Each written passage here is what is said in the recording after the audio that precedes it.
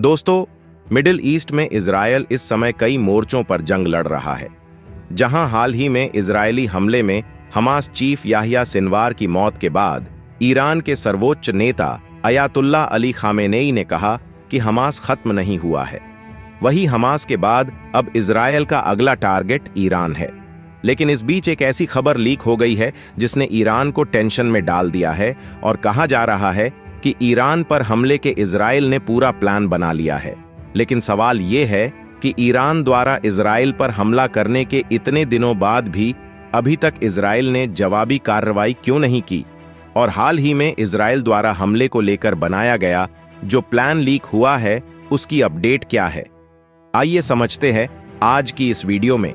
लेकिन आगे बढ़ने से पहले ही इस वीडियो को एक लाइक करके चैनल को सब्सक्राइब अवश्य कर लीजिए, क्योंकि यह आपके लिए महज 1 सेकंड का काम है, लेकिन इससे हमारी काफी बड़ी मदद होती है। दरअसल न्यूयॉर्क टाइम्स की रिपोर्ट के मुताबिक अमेरिकी खुफिया एजेंसी का एक दस्तावेज लीक हुआ है जिसमें इजरायल अब ईरान पर बड़े हमले की तैयारी में है। यहां पर अमेरिका की satellite national geospatial intelligence agency यानी एनजीए ने कुछ ऐसी तस्वीरें कैद की हैं जिसमें इजरायल की सेना की तैयारियों को देखकर लगता है कि इजरायल अब बड़ी कार्रवाई करने के मूड में है।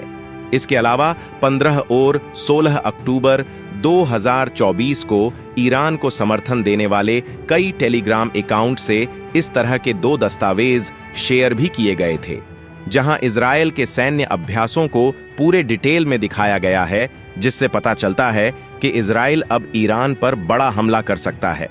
बताते चले कि ईरान ने 1 अक्टूबर 2024 को इजरायल पर करीब 200 मिसाइलों से अटैक किया था, जिसके बाद पूरी दुनिया की नजर इस बात पर टिकी हुई थी कि आखिर इजरायल कैसे बदला लेगा।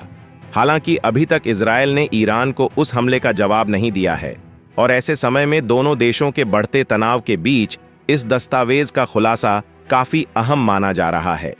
पर सवाल ये है, जो दस्तावेज लीक हुए हैं उनमें ऐसा क्या दिखा है जिससे दुनिया भर के देश परेशान हैं? दरअसल जो दस्तावेज मिले हैं उनमें से एक का टाइटल है इजराइल।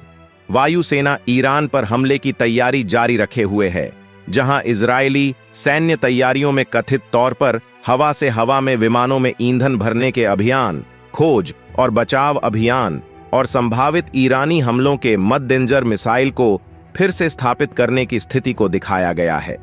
जबकि दूसरे दस्तावेज में हथियारों और अन्य सैन्य संपत्तियों को रणनीतिक स्थानों पर ले जाने की तैयारी नजर आती है।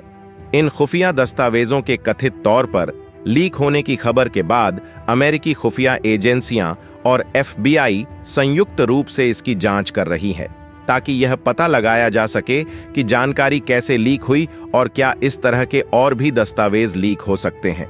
और अगर आपको नहीं पता तो बता दूं, इजरायल ईरान के बीच युद्ध अभी भी जारी है, और इस बीच ईरान के समर्थन वाले हिजबुल्लाह इजरायल पर लगातार मिसाइल और ड्रोन से हमला कर रहा है। लेकिन शनिवार को जो हमला हिजबुल्लाह ने किया है उसने इजरायल को हिलाकर रख दिया। दरअसल पिछले दिन इजरायली प्रधानमंत्री बेंजामिन नेतन्याहू के प्राइवेट हाउस पर हिजबुल्लाह के ड्रोन अटैक से पूरे मिडिल ईस्ट में खलबली मच गई। हालांकि गनीमत रही कि ड्रोन हमले के समय घर में कोई भी सदस्य मौजूद नहीं था और किसी को भी कोई नुकसान नहीं हुआ है।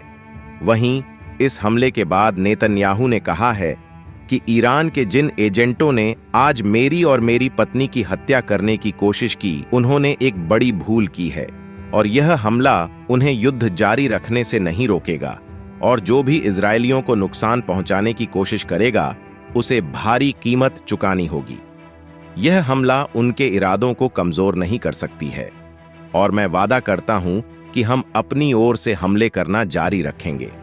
आपको बता दें कि शनिवार को इजरायल के कैसरिया में जहां हिजबुल्लाह ने अटैक किया था, वहां पर इजरायल के आईडीएफ और मोसाद की सीक्रेट ऑफिस है, और यहां पर हिजबुल्लाह के हमला करने की प्रमुख वजह इजरायल की इंफॉर्मेशन ताकत को तोड़ने की थी। वहीं नेतन्याहू के बयान के बाद ईरान ने भी जवाब दिया है, जहां ईरानी न्यूज एजेंसी IRNA ने कहा कि नेतन्याहू के घर पर हमला करने के पीछे लेबनान स्थित हिजबुल्लाह का हाथ है, और इससे हमारा कोई लेना देना नहीं है। जबकि हिजबुल्लाह ने भी अभी तक अटैक को स्वीकार नहीं किया है और हाल ही में जो खबर निकल आ रही है उसके मुताबिक इजरायल हिजबुल्लाह युद्ध में इराक की भी एंट्री हो चुकी है, जहां इराक ने शनिवार रात को इजरायल पर कई ड्रोन दागे हैं। वहीं अटैक की वजह से इजरायल में सायरन बजने लगे।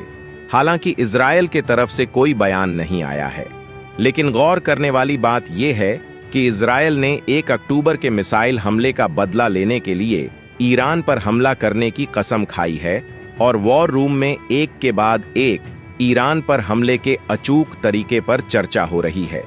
इजरायल चाहता है कि हमला बेहद विनाशकारी हो और इससे पूरी दुनिया को संदेश जाए, लेकिन दिक्कत यह है कि इजरायल के सामने सबसे बड़ी चुनौती ईरानी अदृश्य दीवार है, जो कि उसका मजबूत एयर डिफेंस सिस्टम है।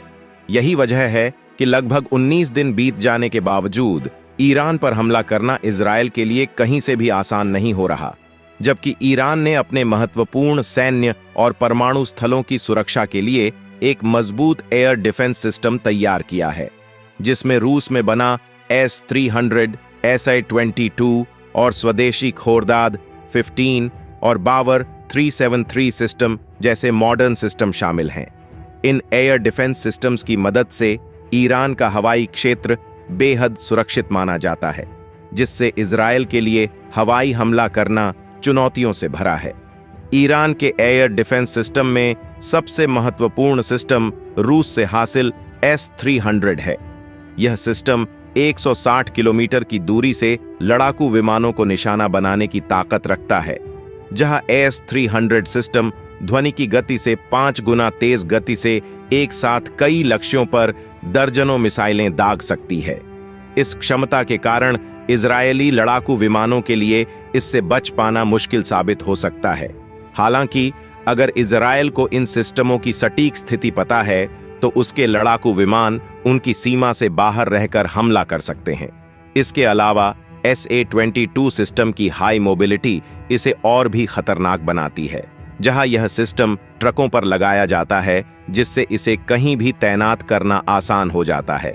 और खास बात यह है कि यह 40,000 फीट की ऊंचाई पर उड़ रहे विमानों को मार गिराने की ताकत रखता है।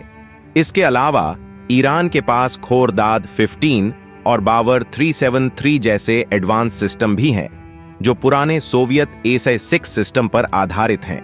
दोस्तों, यही वो सिस्टम है जो मिलकर ईरान के हवाई क्षेत्र को और अधिक सुरक्षित बनाते हैं। जबकि इजरायल के पास F-35 जैसे अत्याधुनिक स्टील्थ फाइटर जेट हैं, जो ईरान के रडार सिस्टम से बचने में सक्षम हो सकते हैं।